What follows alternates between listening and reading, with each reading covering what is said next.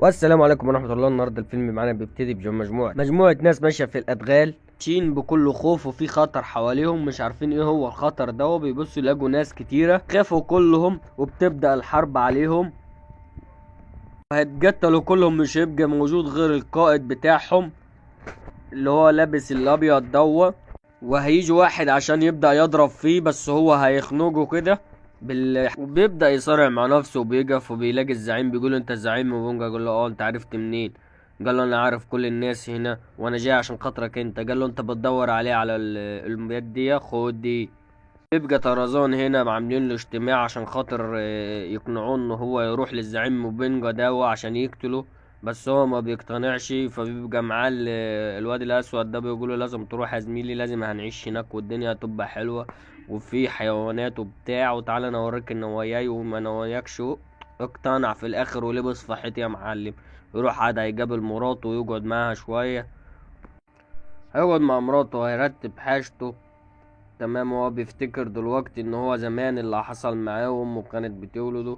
بعد ما اتولد هو قاعد الجرود لما جت ضربت ابوه ضربت امه الوحيدة اللي خلته عاش الجردة، ان هي خدته وربته وبتلعبوا كمان في البتاع الصغير ده هو. وهنا دي ماسكة العيال وجربت تشرح لهم ازاي طرزان كان قوة من القوات وبتاع وحوار وكلام على الفاضي. وتقول لهم ده طرزان كان سادد الجبل بطيزه. الحكايات دي يعني اول ما شافوا طرزان طلعوا يجروا عليه، خدها طرزان ورينا اي حركة بتاع اي حاجة من اللي بتعملهم يا زمالة. وقعد يتنطط ويتشقلب ويوريهم ازاي ان هو عمل عضله وكده يعني. وجاي يقول لها انت مش عايزك تيجي معايا؟ قلت له انا هاجي معاك شكبة راكبة معاك في الحوار يا ست اقعد، الموضوع مش حلو. لا حلو انت مالكش فيه. ودايسة معاه في الحوار يا جدعان. معاه هو عايز يروح عشان يقعد براحته هناك، بس مش هينفع ايه ياخدها معاه. بس يلا لا خلاص يلا هوب شاكب راكب خدها. وهيطلعوا هما الاتنين على الجزيرة هناك، بس هيبقى معاهم الواد النجر. وهنا طرزان بيفكر ازاي زمان يفتكر ذكرياته، وازاي ان الجردة الام حافظت عليه وعلمته ودربته، وان هو بقى قوة عضلية كبيرة جدا بسبب امه هي اللي ضربته وكده.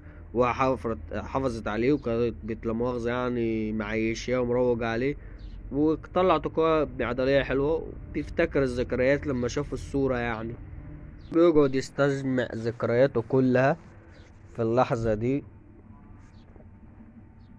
واللي هو بيعدي يومه وخلاص وبيفتكر في الدفتر ايامه وبس عادي. طبعا هو بيتسلق الشجرة كأنه بيتسلق فرق. وماسك البت اسمها ايه دي روز وقاعد يعمل معاها الغلط زي ما انتوا شايفين كده. اول ما وصلوا الجزيرة قاعد يحكي هيشوف حاجات هتصدمه خالص. اللي هي الاسود دي هو صاحبه ده كان خاف، فهي بتقوله لا سيبك ده اصحابه ده متربي معاهم. هيقعدوا ينطحوا ببعض شويه كتار زي ما انتوا شايفين. وهو بيخش ده بيقوله مين اللي نزل؟ احنا عايزين طرزان يا عم، خد هات الدفتر. قال له فكك مني، خد الدفتر ومشي. وبيشرح لده ان احنا نودي طرزان من هنا، وبعد ما يجي طرزان من هناك هنسلمهم الجواهر وهتستلم جارة تبقى الدنيا حلوة. طرزان قاعد يروح يسلم على الزعيم يقول له انت طرزان لابس حالتك فاني، ودي تقعد تهزر وتحضن مش عارف ازاي يا وسيمبو ازاي حلقة وسيمبو كده يعني.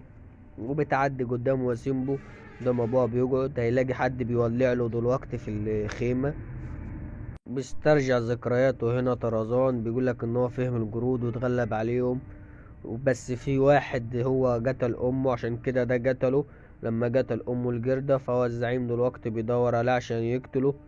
هو بيقعد يتفسح شوية مع الجماعة بتوع القبيلة، وهو قاعد بيفتكر الذكريات القديمة هي وروزو. وبعد كده بيقوله اتحدث معاه يوب وهيمسكها هيعمل معاه الواحد المتين، وبعد كده هيطلع دلوقتي على البتاع. بعد كده بتحصل الحريقة اللي بنحكي عليها. بيجي الزعيم ده عشان خاطر ياخد طرزان. طرزان بيطلع عليه بيضربه وبيخطف منه البت روز، وده بيخطف منه روز من طرزان وبيكتفوا طرزان عشان يموتوه كده. بس هيطلع له الواد الأسود بالبندقية بتاعته يفضل يضرب فيهم اللي هو كيفن ده، يضرب يضرب يضرب هيخلص على أغلبيتهم. بس الزعيم هيجري منهم. وبعد ما الزعيم يجري منهم طرزان كان هيموت هنا بسبب الخنقة لولا ان الواد الاسود هيجي ينقذه. والزعيم بتاعهم بيبقى مضروب بالنار بياخدوه.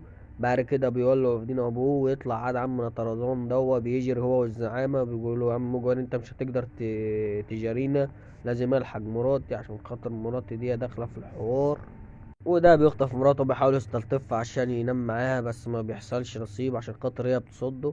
بيفضلوا دول يجروا، وده بيبقى جاري معاهم بينهك لان هو مش قد الطبيعة دي ولا حمل الجري دوا. وفي الاخر بينطوا بياخدوا طرزان يركبوا القطر اللي هو فيه العبيد بتوع السود عشان اللي هما بيشغلوه.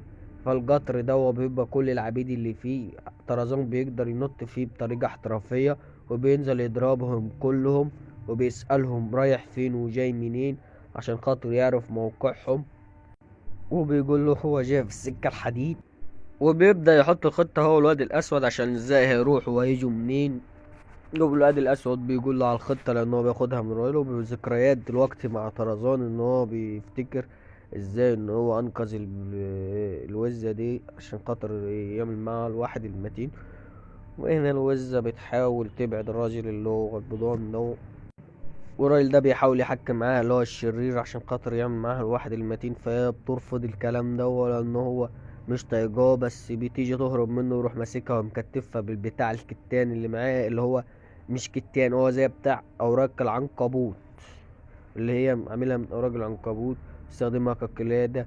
وبيمسك بها الناس، بيقول لها انا ظبطت الكلام وتعالى عشان ده بيقولوا لا. وهنا بعد ده ما بيرسم الخطه بيقول له مش هنقدر نعدي من سكه القطر، لازم نعدي من الطريق بتاع الجرده. قال له ازاي هتعدي من طريق الجرده، الجماعه دول هيركبونا. قال له مالكش دعوه انت تعالى معايا، وزي ده يقول لك عليه تمشي عليه. يا عم مش هينفع كان يماني. فده بياخدوا النعام بيجري وراهم حاليا، فهو يطلع على طول على طريق الجرده. تمام يا هندسه ماشي خلاص ماشي معاك الكلام. بيلاقي اخوه الجرد الكبير بيقول له انت طرزان انت عيلج وعملت معانا الغلط. قال له لا لا ما تعملش معانا الغلط، ويفضل يضربوا بعض. هيمسك طرزان يعمل معاه الغلط هيسويه بالارض، هيقول له يا وطي صوتك عشان خاطر ما صوتك ما يعلاش تاني. وده بيقول له صاحبه نام واركع، ويقول له انا اسف يا بيه. فبيركع له كده بالادب وبيقول له خلاص انا هسيبكم تمشوا. والجرد بيسيبه بيمشوا. دلوقتي ده هيفك دي عشان خاطر يحكيها له. ودي بترمي نفسها في المية اول ما بيفكوها عشان هي وصاحبها وبيجروا من بعض، بس بياخدوا طريق الجردة. فديكهم بيجروا وراها عشان يضربوها. بيلاقي اخو طرزان، فاخو طرزان بيصدلهم، فبيبدأ يضرب عليهم نار وبيموتوا كام واحد فيهم. تحصل مجزرة شنيعة للآخر. بيسمع الصوت وبيجري على اخواته الجرود.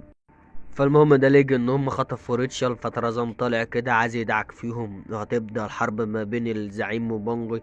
يا عم يدعك يدعك، يفضل يضرب يضرب ضرب كتير. في الاخر هيمسك الزعيم هيثبته، يقول له تعالى يا زمالة خلاص ارضك مليئة بالالماس، هيمسكوك هيركبوك. يا عم مش هيحصل كده ما تخافش انا معاك. فالمهم بتيجي الجرود تساعد صاحبه، تساعد اخوهم طرزان، تقول له يا عم اقعد هنموت كلنا. فموبانجا بيتفق مع طرزان ان هو يروح يقتل الراجل دوه. طرزان بيروح يجيب الحيوانات كلها لان الحيوانات بتسمع كلامه. هيخش طبعا هو واخوه كده بيحرض الحيوانات على الجرود، كلها داخلة على الزعيم الشرير دوا. بيكسروا الدنيا وخلاص هما بياخدوا البت دي. فبتبدأ صاحبه ينقذها وبيضرب عليهم الرشاشات الكبيرة، بس ده بيمسك طرزان وبيقيده وبيخنق فيه. طرزان بيحاول يفك منه مش قادر.